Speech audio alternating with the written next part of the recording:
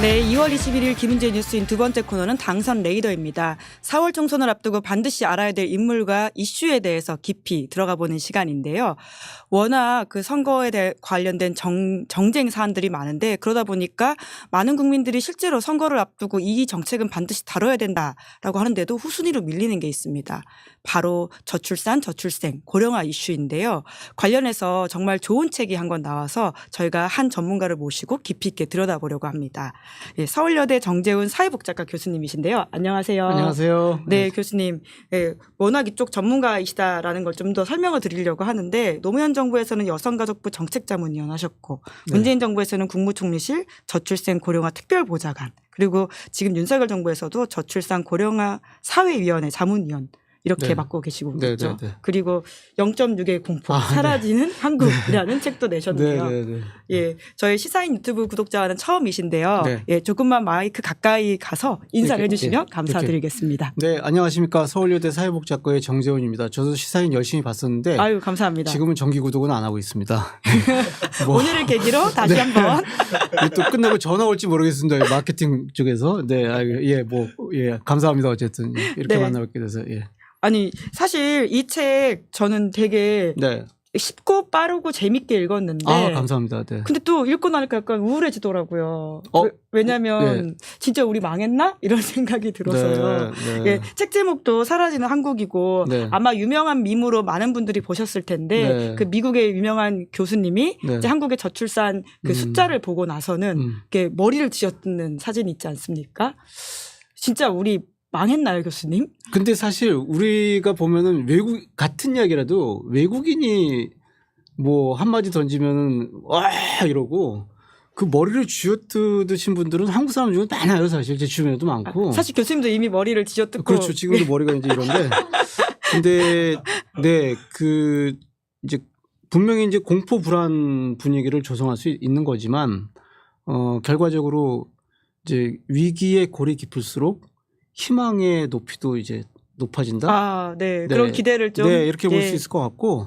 저희가 분명히 뭐 순간 이제 이런 뭐 상황을 가지고 뭐 그 밈이 됐든 뭐가 됐든 어떻게 보면 좀 기분 나쁘지 않으세요? 희화시킨 것 같아가지고 우리의 절박한 상황은. 예, 뭐 어떤 면에서 말씀하시는 건지 알 것 같습니다. 저희가 뭐 그거는 뭐 우스갯소리로 생각하고 너무 이제 외부의 평가보다는 우리 내부로 시선을 돌려서 우리가 여기서 어떻게 하면 변화의 기회를 삼을 수 있는지 이제 이런 쪽에 좀 이야기에 초점을 맞췄으면 좋지 않을까 한국 사회가 뭐 이런 생각이 듭니다. 그런 차원에서 이번 책을 쓰셨다 이렇게 제가 이해하면 되는 것 같겠죠. 그러니까 댓글창에도 이미 많은 분들이 이야기하시던데 그 출산율과 출생률에 대해서 이거 가지고 사실 때로는 싸움이 나기도 합니다. 이게 왜 싸움이 날까요, 근데? 그러니까 이 개념이 사실은 이 책에서도 잘 설명을 해주셨던데 왜 다른지 각각이 어떤 의미가 있는지 좀 먼저 이야기를 짚으면서 좀 들어가 볼까요? 출산율은 여성 1인이 평생 낳은 아이 수를 말하죠. 출생률은 인구 1000명당 태어난 아이 수를 말합니다. 그래서 이제 그 통계청에서 조출생률이라고도 얘기를 하는데 어쨌든 그에 태어난 아이 수를 중심으로 한 개념이 출생률이고 여성 개인이 평생 낳은 아이 수가 이제 출산율이고 그래서 이제 개념이 다르죠. 왜냐하면 출산율이 높은 지역도요. 출생아 수가 적기 때문에 여전히 인구 뭐 감소 지역이라고 말할 수가 있잖아요. 그래서 출산율은 출산율대로 여성이 왜 아이를 낳지 않는가 이제 그런 쪽에 접근하는 데 있어서 굉장히 중요한 개념이고 또 아이를 낳을 수도 있고 출생률 자체는 뭐 이제 인구 규모 변화에 따른 어떤 그런 이제 정책적 대응 그러니까 이제 이 정도로 계속 출생아가 태어날 경우에는 뭐 어린이집이 얼만큼 사라지고 아니면 나중에 또 뭐 학교 교사를 얼마로 더 채용을 해야 되고 많이 늘어난다면 그래서 이제 출산율은 출산율이고 출생률은 출생률인 거죠. 근데 이제 이런 이야기가 나오게 된 배경이 하도 그 과거의 산하 제한 정책부터 그다음에 1차, 2차, 3차 그 저출산 고령 사회 기본 계획을 시행하는 기간 동안에 저희가 이제 여성을 그 출산 장려 정책의 대상으로 삼은 어떤 그런 역사들 국가가 잘못한 것들이 많죠. 그러다 보니까 이제 여성들이 기분 나쁘니까 뭐 둘만 낳자 하나만 낳자 뭐 그런 옛날에 그랬고 또 뭐 낳아라 출산 낳지 말아라 그랬다 낳아라 그러니까 결국은 이제 이래서 저출산의 책임을 여성에게 미룬다. 이제 그래서 저출산이라는 말을 쓰지 말자. 이제 이런 의도에서 나온 건데 뭐 의도는 이해를 하겠고 하지만 분명히 저출산은 저출산이고 저출생은 저출생이고 저출산이라고 쓴다고 성차별적인 개념이고 저출생이라고 쓴다고 해서 성평등적인 개념이고 이거는 절대 아니다. 예, 그렇게 말씀드렸습니다. 중요한 미물 하나 만드셨습니다. 네, 이걸 가지고 싸우지 마라라는 말씀이신 거죠? 그 지금은 이제 저는 저출산 저출생을 다 써요. 그러니까 그 얼마 전까지는 그래도 저출산이지만 출생아 수는 그래도 좀 있었잖아요. 더더군다나 우리가 1980년대 이미 저출산으로 들어갔지만 중반부터 2.0으로 떨어졌죠. 하지만 그때 70, 80만 명씩 태어났잖아요. 그러니까 저출산 시대지만 저출생 시대는 아니었어요. 근데 지금은 이제 초저출산 초저출생 시대가 된 거죠. 예. 사라지는 한국이라고 하는 게 이제 그런 의미를 담아서 책 제목을 뽑으신 거죠. 그렇긴 한데 뭐 사라지겠습니까? 그러니까 그렇지 않다. 저희한테 희망을 주시는 거죠. 근데 저는 정말 앞에 이 여러 가지 통계와 상황을 보면서 정말 헬조선에 이어서 수저론에 이어서 우리의 사는 생활이 얼마나 쉽게 개선이 될 수 있을까. 근데 이제 우리가 특히 특히 아까 외국 사람 얘기도 나왔지만 이 누구예요? 저기 옥스퍼드 대학교의 그 유명한 교수가 뭐 2천 몇백 년이 되면 한반도에서 인구가 사라질 것이다. 뭐 그 요새 그런 이야기들 많죠. 흑사병 수준이다라는 말도 있고요. 사실 뭐 우리가 터미네이터 영화도 보면은 200년 300년 되면 어떻게 될지 모르는 거예요. 결국 이제 지금 인구가 이렇게 줄어드는 건 분명히 문제고 하지만 이 기회에 또 우리가 또 어쩔 수 없이 그러니까 노동자들이 많이 들어올 거란 말이에요. 이주 배경 인구들이. 그러면 한국 사회가 이 이주 배경 인구를 받아서 이주 노동자를 받아서 포용하고 이제 다양성을 받아들일 수 있는 한국 사회로의 변화 어떤 이런 기회가 될 수도 있는 거고요. 결국은 인구가 지금 현재 상황에서 3,300만 명으로 줄어든다. 50년 60년 뒤에. 그런데 통계청 인구 추계는요. 그 숫자 알고리즘만 가지고 하는 겁니다. 그 출생, 사망, 그다음에 인구 이동. 지금 추세대로 가면은 그 이제 뭐 수학적인 공식에 따라서 함수 관계가 나올 거 아니에요. 그러면 이거를 5년 단위로 적용을 하고 뭐 10년 단위로 적용해 가지고 나오는 거기 때문에 그 사이에 정책적인 변화, 이제 우리의 변화 이런 것들이 있게 되면은 뭐 이주 노동자들이 사실 뭐 100만 명, 200만 명, 1000만 명이 들어올 수 있는 거죠. 독일 같은 경우에 8천만 인구 중에 뭐 2천만 명 이상이 이제 이주 배경 인구다. 이제 이런 식으로 이야기를 하는데 유럽 독일에서 유학하셨죠. 네, 서유럽 사회가 다 그렇지 않겠습니까? 그래서 결국은 우리 사회가 얼마만큼 또 이런 이주 배경 인구를 통해서 다양성 사회가 되느냐, 다양한 사회가 되느냐 여기에 따라 달라질 수 있는 거죠. 현실을 잘 진단하고 거기에 대한 변화를 추구하면 되는 그러니까 문제다. 이제 통계청 인구 추계로는 50년 뒤에 3,300만 명이 될 수 있지만 이게 5천만 명 유지할 수도 있는 거예요. 그 디스토피아를 우리가 빨리 인지하는 게 중요하다. 그렇죠. 근데 사실 책에도 써주셨지만 1차, 2차, 3차 골든타임을 놓쳐버렸다. 이런 지점이 있다 보니까 참 초조해지게 되는 게 있던데 여튼 지금 이제 뭐 부영그룹이라고 하든지 이제 여러 가지 대책들이 기업 차원에서도 나오고 그리고 이제 정부 차원에서도 나오는 것 같긴 합니다. 특히나 이제 뭐 돈을 준다라고 해가지고 많은 좀 이목을 끌고 있잖아요. 1억 원까지 준다는데 이런 대책에 대해서 좀 실효성이 있다라고 보세요? 사람이 공황 상태에 빠지면 갑자기 허둥허둥 되게 되잖아요. 이제 안 그랬으면 좋겠어요. 그러니까 기업이 가족 친화 경영을 해서 아이를 낳은 직원이나 낳지 않은 직원이나 공정한 상황에서 경쟁을 해서 그래서 그 이제 똑같은 그러니까 그걸 바탕으로 해서 성과를 내면 뭐 보너스를 얼마를 줘도 되는 거 아니겠습니까? 근데 아이를 낳았다는 이유로 기업이 뭐 500만 원 준다, 1억을 준다. 기업이 필요로 하는 사람은요. 아이를 낳는 사람이 아니라 그 기업의 지속 가능에 기여할 수 있는 전문 노동력, 생산성 높은 노동자, 근로자예요. 그래서 이거는 굉장히 좀 이제 뭐랄까 이게 지속 가능한 기업이 될 수 있을까? 이렇게 준다고? 더더군다나 기업이 이렇게 준다고 이걸 우리의 세금으로 세제 혜택을 준다? 기업의 역할은 기업의 역할이 따로 있는 건데 이게 좀 막 섞이고 있지 않나 이제 이런 생각이 듭니다. 그래서 저는 이 부영그룹이라든지 이런 데 대한 1억 원 출산장려금 주는 건 좋습니다. 그렇죠. 그 기업의 선택이긴 하니까요. 하시는 거니까. 근데 이걸 가지고 우리가 우리의 돈으로 세제 지원을 해줘야 된다. 여기에는 반대입니다. 네. 그럼 좀 의미 있는 대책이 될 만한 것은 무엇이라고 생각하세요? 뭐 저출산 저출생은 사실 대한민국 사회가 온몸이 골병이 들어서 생기는 문제니까 사실 뭐 이번에 축구 얘기 나오면 다들 한마디씩 하시잖아요. 그렇죠. 지금 마찬가지로 저출산 저출생의 요인에 대해서도 다들 한마디씩 하실 수 있을 거예요. 근데 그런 큰 이야기들 대한민국 사회의 대한민국의 대개조 이걸 전제로 하면서도 당장 우리가 해야 될 것은 일단 아이를 낳고 키우는 부모들의 일가정 양립이 제대로 될 수 있어야 된다. 그렇죠. 예. 네, 그래서 부모의 일가정 양립이 제대로 돼야 하나 낳은 부모가 둘 낳을 수 있고 그다음에 그런 부모들의 모습을 보면서 미혼에서 비혼으로 돌아선 청년들이 미혼으로 다시 올 수도 있고 아, 그렇죠. 또 예. 결혼할 수도 있고 예. 이제 그렇게 되는 거죠. 그래서 일단은 저는 가장 중요한 것은 지금 현재로서는 부모의 일가정 양립만이라도 제대로 될 수 있는 사회를 만드는 게 우선이겠다. 일단 이렇게 볼 수 있을 것 같습니다. 네. 근데 사실 거기에 대한 대책들도 되게 많이 나와 있는 것 같은데 참 이게 잘 되고 있나라는 생각은 들긴 합니다. 부모의 일가정 양립 이퀄 사회적 돌봄 체계 더하기 가족 친화 경영 이제 이렇게 단순화 시켜 보면은요 사회적 돌봄 체계는 그래도 영유아기 그러니까 어린이집 유치원까지는 됐어요.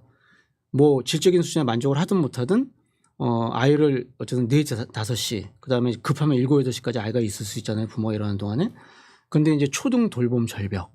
그래서 이제 그 문제를 해소하기 위해서 지금 뭐 독일식의 전일제학교 그러니까 늘봄학교 이거는 뭐 사실 민주당 정권에서도 과거에 공약했던 거고 정치진에서 이제 그 합의를 본 사안인데 그래서 이제 초등 돌봄 절벽은 지금 현재 늘봄학교의 확대라든지 그걸로 해서 이제 그 해소가 된다면 사회적 돌봄 체계는 어느 정도 된 거예요. 지금은 근데 이제 녹색불이 아니라 노란불이죠. 왜냐하면 초등 돌봄이 빨간불이니까. 아, 네. 네. 그래서 이제 초등 돌봄 절벽 문제가 해소가 되면은 그래도 사회적 돌봄 체계는 그래도 지금의 노란불에서 옮겨가고 있는 상황에서 반쪽이 완성이 됐는데 그래도 이제 녹색불이 켜지는데 가족 친화 경영.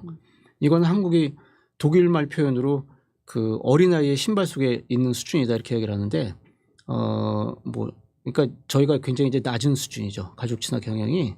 그렇기 때문에 가족 친화 경영이 제대로 돼서 노동자 근로자로서 부모들이 이제 일가정 양립을 할 수 있는 또 다른 축 이렇게 완성이 돼야 된다. 그래서 이제 사회적 돌봄 체계 가족 친화 경영이라는 두 바퀴가 굴러갈 수 있어야 이제 일가정 양립이 될 수 있다. 뭐 이렇게 말씀드릴 수 있을 것 같습니다. 네. 그 댓글창에도 반응을 많이 남겨주셨는데 JSH님이 벌써 결혼, 육아, 학비 등등 생각만 해도 아찔한데 불안한 환경에서 애를 누가 낳을 생각을 하냐. 아까 수많은 사람들이 수많은 자기 답을 가지고 있다고 네, 말씀하셨는데 또 이렇게 응답을 해주셨던 것 네. 같고요. 베리스타스 송님은 빈부격차, 산업재해, 생활안정 등등으로 있는 사람도 죽어나가는데 없는 아이를 낳으라는 건 의미가 없음. 네, 사실 뭐 많아요. 그러니까 저희가 사람이 사람 대우를 받고 사는 사회냐, 사람값이 어느 정도 되는 사회냐 이런 식으로 문제 제기도 할 수 있을 것 같은데 저 사실 여기 오면서 횡단보도를 이렇게 건너려고 하는데요. 택시 한 대가 제가 이렇게 섰는데 그냥 지나가더라고요. 그래서 제가 발을 디뎠어요. 그랬더니 쓰는 거예요. 당연히 쓰긴 쓰더라고요. 그래서 제가 지금 사람 지나가는데 왜 그냥 지나가려고 하느냐고 물었더니 왜 그렇게 저기 차도 안 보고 들어오느냐. 근데 그러니까 운전대에 앉으면 사실은 저희가 굉장히 이제 문제제기 많이 하지만 우리 스스로 생각해봐도 운전대에 앉으면 저희가 사람이 안 보여요. 그러니까 우리가 사람 중심 사회에 살고 있느냐. 지금 네. 이제 문제제기 하신 이제 저거에 초점을 맞춰 생각해 보면 그래서 이제 그 책에서도 썼지만은 지역의 재편성. 네. 사람이 사람 대접을 받는. 그러면 가족도 대접받는 거거든요. 네. 그래서 사람이 사람 대접을 받는 어떤 지역의 재편성이 필요하겠다. 메가시티도 좋지만. 네. 네, 그렇게 생각을 합니다. 윤석열 정부와 관련해서는 이제 특히나 이제 내놓은 정책들에 대해서는 네. 조금 요거는 좀 아쉽다 이렇게 접근하면 어려울 텐데 혹은 이건 좀 괜찮다라는 게 있으실까요?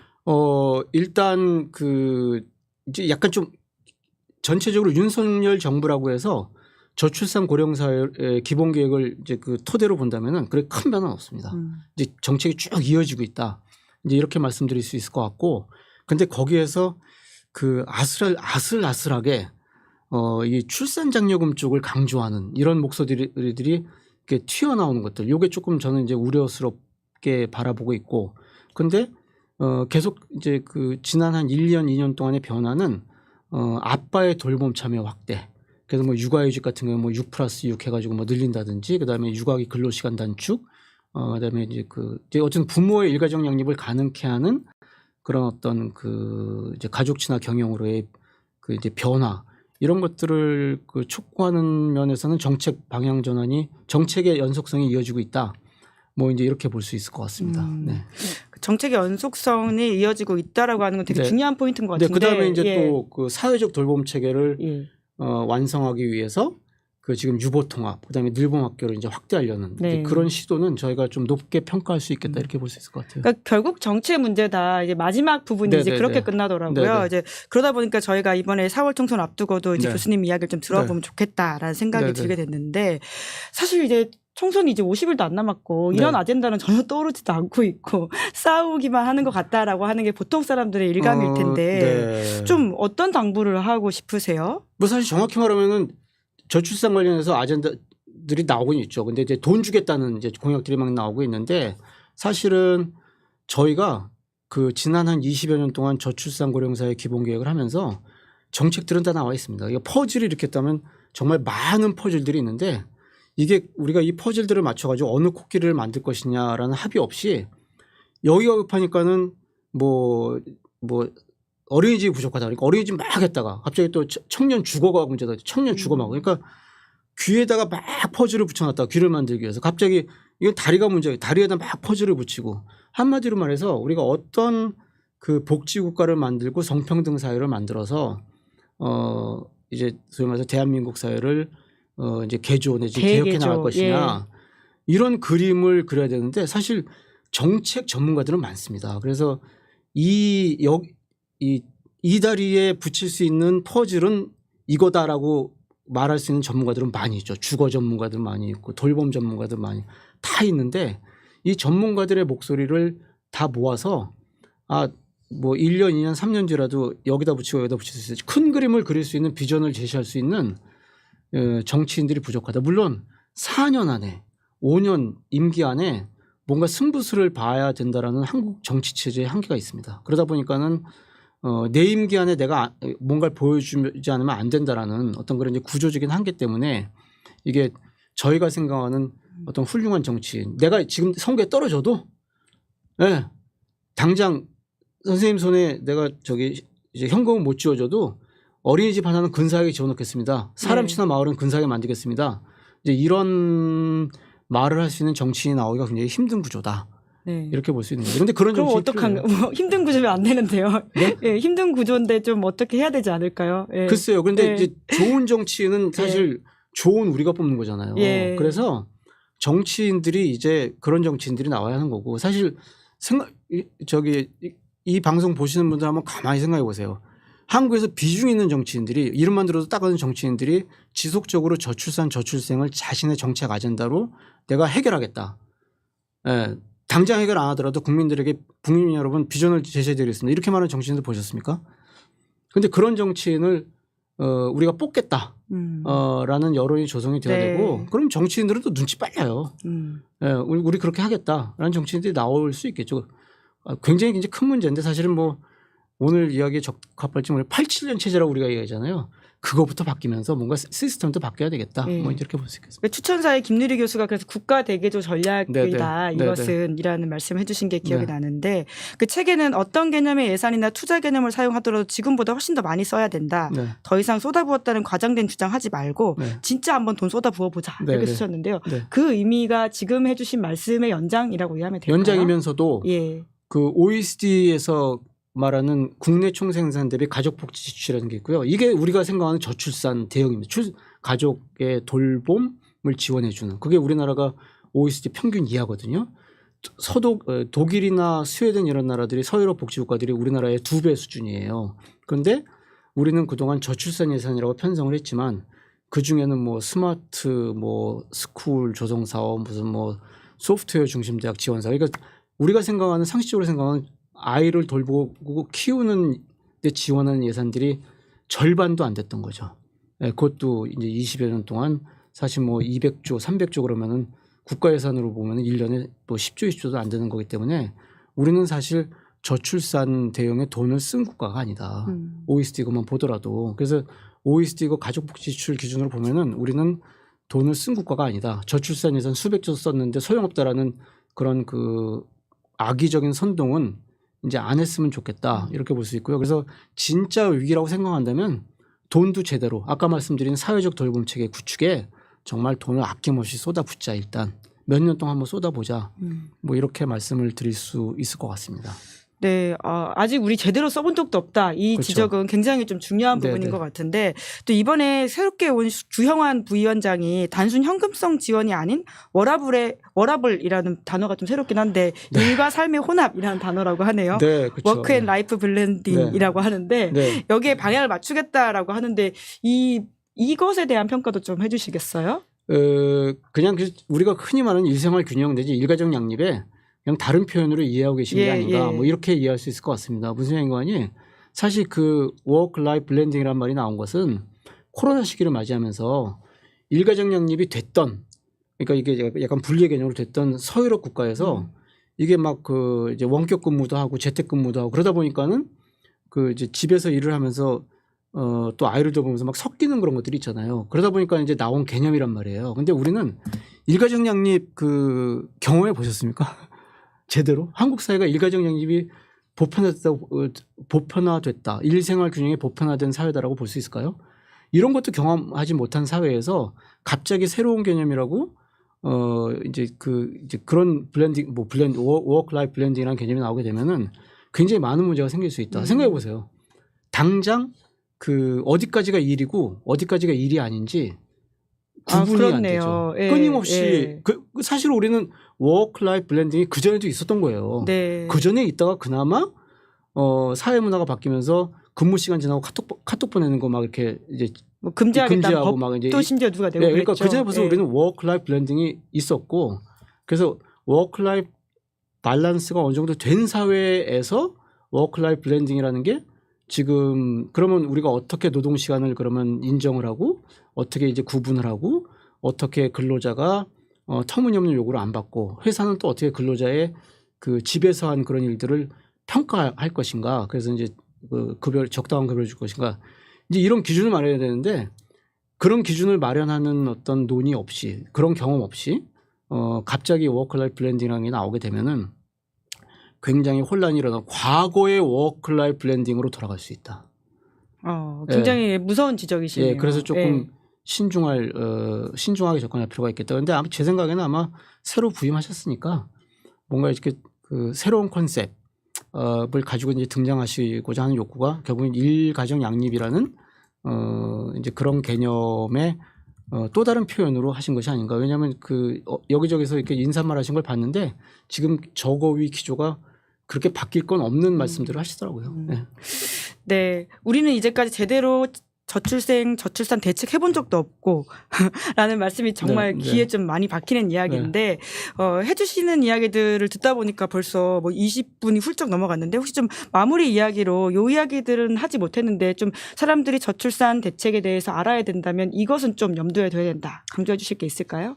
네, 저는 어쨌든 이 정치인 이쪽 이제 부분을 봐야 될 것 같은데 한국 사회가 정말 사람이 사람으로서 가치를 인정받을 수 있는 정말 이제 그 안전이라든지 여러 가지 사람으로 대접받는 어떤 이제 사회 환경 어떤 우리가 인문학적 상상력을 총동원해서 그런 환경이 조성될 수 있는 비전을 제시하는 게 우리에게 희망과 미래에 대한 어떤 희망과 비전을 제시할 수 있는 정치인들을 어쨌든 우리가 요구하는 그런 움직임이 좀 일어났으면 좋겠어요. 그렇지 않으면은 사실 우리는 계속해서 퍼즐에 또 이쪽을 붙이다가 또 이제 흐트러트려 버리고 영원히 이 그림을 완성하지 못하게 되는 이제 그런 상황이 될 수도 있겠다. 그래서 어쨌든 위기를 희망으로의 기회를 삼아서 우리가 좀 더 성찰적으로 우리 내부를 보면서 미래를 향해 나아가는데 한 사람이 관심을 좀 많이 가져보자. 정치 체제의 변화에 관심을 가져보자. 이런 말씀을 드릴 수 있을 것 같습니다. 그러니까 요즘 같은 때는 사실 되게 선거에 냉소적이기도 쉽고 정치에 네. 냉소적이기 쉬운데 오히려 유권자들한테 좀 당부하시는 시민한테 네, 당부하시는 그러니까 말씀이겠네요. 뭐 엉뚱하게 출산장려금 뭐 주겠다, 단기적으로 출산장려금 주겠다라는 정치인보다는 우리에게 뭔가 희망과 비전을 제시할 수 있는 이런 사회에서 살고 싶다. 과거에 뭐 처칠성이라든지 뭐 역사적인 사례가 많이 있습니다. 우리에게 희망과 용기를 줄 수 있는 정치인들에게 표를 주시는 것이 어떨까 그런 생각이 듭니다. 네. 이제 선거 앞두고 반드시 알아야 될 이슈라는 점에서 다시 한번 강조를 드리고요. 교수님 오늘 귀한 시간 내주셔서 감사드립니다. 네, 고맙습니다. 감사합니다. 예. 네, 김은재 뉴스인 당선 레이더 첫 번째 코너 여기까지 하고요. 두 번째 이어서 차규근 법무연수원 연구위원이 검찰개혁 이슈를 들고 나옵니다. 잠깐만 기다려주세요.